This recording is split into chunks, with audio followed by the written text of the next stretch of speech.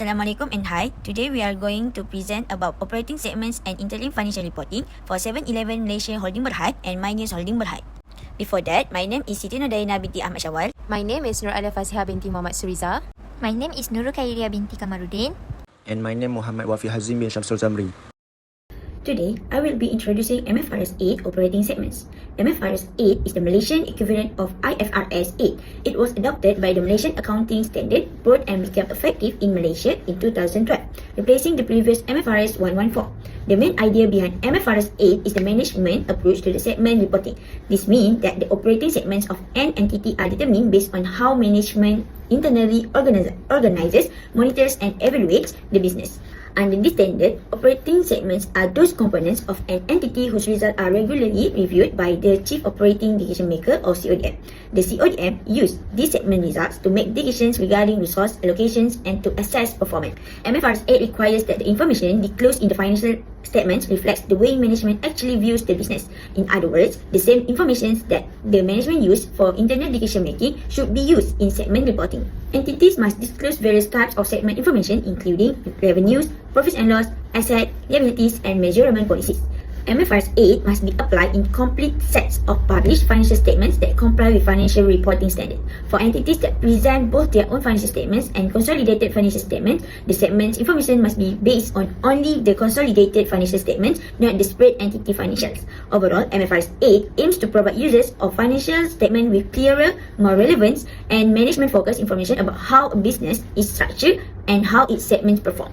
Next, I will pass to the next presenter. What is CODM? CODM stands for Chief Operating Decision Maker, whereby a person will allocate the resources of operating segment and assessing the operating segment. This is the key to make operation decision for the company. There's two benefits of having CODM. First, better coordination.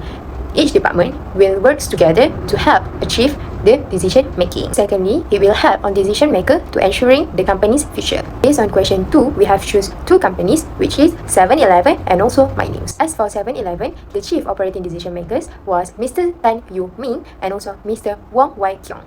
Both of them are the executive director and the co-CEO. Mr. Tan Yu Ming was appointed as executive director on 31st August 2013 and was appointed as the co-CEO on 1st December 2020. He is responsible on overseeing its merchandising, supply chain, operational capacity building and marketing. However, Mr. Wong Wai Kiong was appointed as executive director on the 1st November 2020 and was appointed as the co-CEO on the 1st December 2020.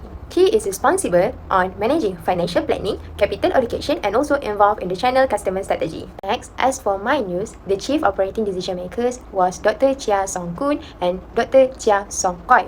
Dr. Chia Song Koon was the founder of My News. He was actively managing the company since its inception. On the 30 September 2023, he was appointed as executive chairman. He is responsible for leading overall direction for My News, making key strategy and also operational decisions. He also must ensure the financial health, managing risk, and also building strong team to protecting the company's brand for a long term. Meanwhile, Dr. Chia Song Koi was appointed as Group Chief Executive Officer on 1st November 2020.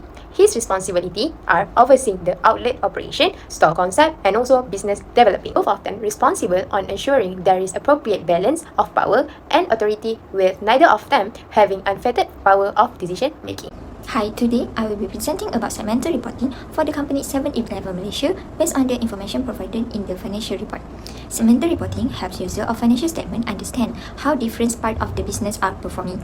In the report, two major types of segmental reporting are highlighted. First, business segments. These segments allow us to see the financial contributions of different activity within the group performance.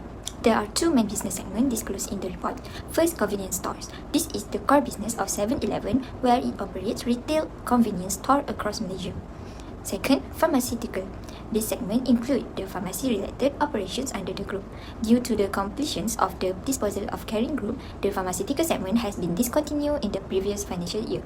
These two business activities reflect the company's main revenue-generating activities. This slide shows the actual snippets of the segmental reports from the financial statement. It illustrates how the company separates revenue, asset and other financial information according to each segment for a better analysis by stakeholder. There is a changes in the financial reporting for the year ended 31st December 2023 compared to 31st December 2024. Next, we are focusing on geographical segment. This means the company reports its financial results by country or regions where it operates. For example, as shown here, the company operates in several countries which are Indonesia, Malaysia, Vietnam and Singapore. Each location may have different revenue contribution and asset levels, so segmental reporting helps show these differences clearly. This information is useful for investor, management and regulators because it shows which markets are performing strongly and which may need improvement. This slide shows an actual snippet of the geographical segment disclosure. Here you can see the revenue from external customers for each country, which are Malaysia, Indonesia, Vietnam and other regions for both 2024 and 2025. Malaysia contribute the highest revenue followed by Indonesia and Vietnam.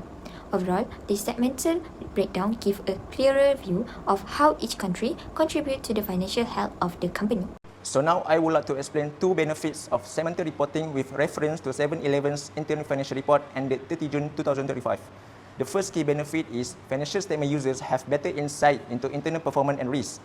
This is because segmental reporting enables users to see how different parts of the business perform. As you can see at the snippets of the 7-Eleven segmental reporting here, it is clear that the convenience store segment generates significantly more revenue compared to the other segment.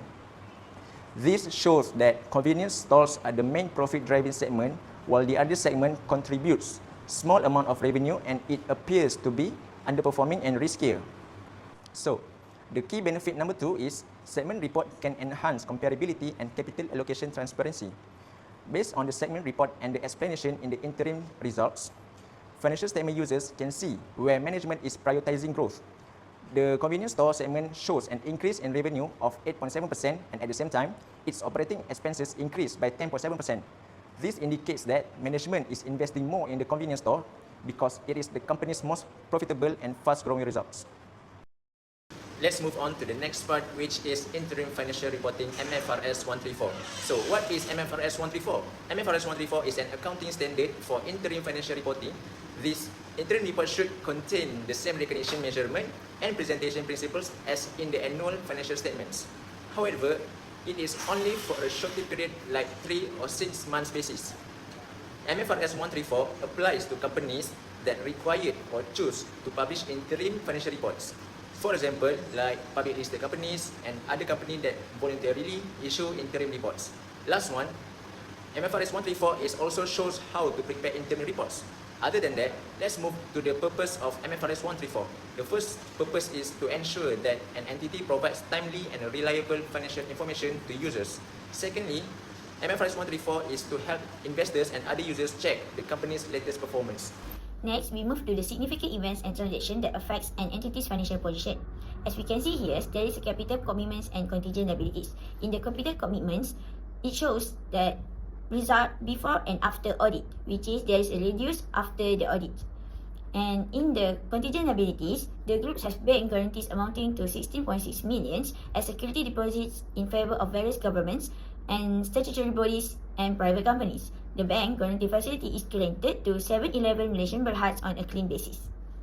Next, we move to the significant events and transactions that affects an entity performance. First, the review of the current quarter performance versus corresponding quarter last year. As we can see here, the increase in revenue is primarily attributed to the addition of 58 new stores as compared to the corresponding quarter last year, complemented by the festive trade of Hari Raya, which spurred consumer spending.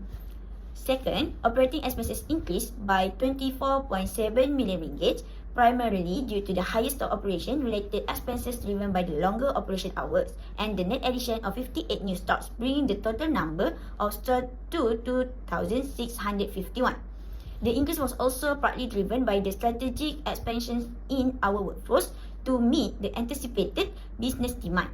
Interim report prepared by 7-Eleven Malaysia Holding Berhad. They have been prepared for every 3 months, which is every quarter. For the first quarter, the period is on the 1st January 2025 until 30 March 2025. For the second quarter, the period was on the 1st April 2025 until 30 June 2025. For the third quarter, the period was on the 1st July 2025 until 30 September 2025. And for the last quarter, The period was on the 1st October 2025 until 31st December 2025. So next, interim report prepared for each financial statement for the second quarter, which is on the 1st April 2025 until the 30th June 2025 for 7-Eleven Malaysia Holding Berhad. As for the statement financial position, the current interim report period is as at 30th June 2025.